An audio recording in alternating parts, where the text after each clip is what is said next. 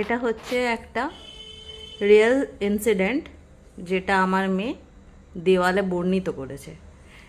এটা হচ্ছে আমাদের কি এটা দোলনা, যেখানে আমার মেয়ের মা বসে দোল খাচ্ছে আর মেয়েকে বকছে, তাই মেয়ের মুখটা এরকম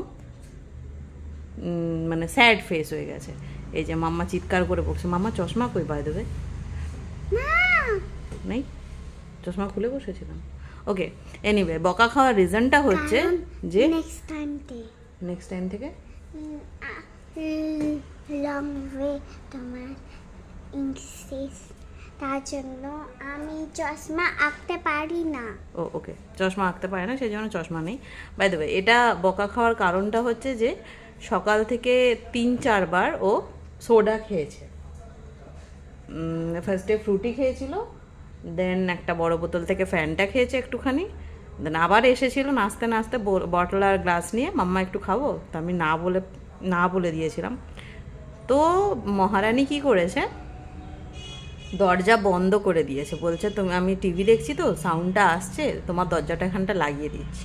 দরজাটা বন্ধ করে এসে ফ্রিজ থেকে ফ্যানটা নিয়ে খেয়ে নিয়েছে। হাউ ডু ইউ নো তুমি দরজা বন্ধ করলে তুমি দেখতে পারবে না? আমি দেখতে পারবো না, বাট তোমার মুখে লেগেছিল ফ্যানটাটা, and I got the smell.